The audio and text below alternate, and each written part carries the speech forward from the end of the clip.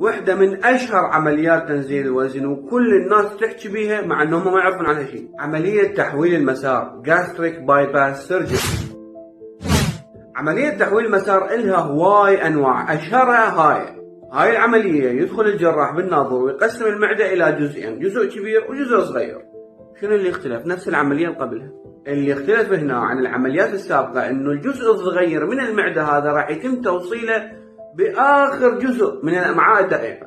يعني الأكل هنا لا راح يطول بالمعدة حتى ينهضم، ولا راح يطول بالأمعاء حتى يمتص المواد المفيدة اللي بيه، فهيك ما راح تقدر تمتص لا المواد المغذية ولا الفيتامينات والمعادن، وهذا يعني نزول سريع ورهيب بالوزن، وبالتالي حصوات بالمرارة. 99% ما راح ترجع تزيد بالوزن حتى اذا كبرت المعدة بسبب جزء الأمعاء اللي راح، ولأن امتصاص ماكو اكو بعض الفيتامينات لازم تستمر عليهم طول حياتك. الظاهرة المشهورة بهاي العملية اسمها dumping syndrome، اسمها متلازمة الغرق، يعني كأنما أنت جبت الجسم أو الجهاز الهضمي وغرقته بالأكل. يعني شلون غرقته؟ يعني طبيعي إنك تاكل والأكل يقعد بالمعدة من ساعتين إلى 4 ساعات، ياخذ وقت بالمعدة على ما ينهضم، وراه يروح للأمعاء، ورا ما يروح للأمعاء يقعد له كم ساعة على ما تمتص الأمعاء والأمور مرتاحة وطيبة. بينما بهاي العملية ماكو هيك شيء، طريق سريع من المعدة إلى الأمعاء على طول. الأمعاء تدخل بصدمة من كمية الأكل اللي إجتها مرة واحدة، فأنت يصير عندك دوخة، لعبان نفس، تعرق، مغص، غازات، واسهال. السؤال هنا، أنت لو وزنك زايد تسوي هاي العملية؟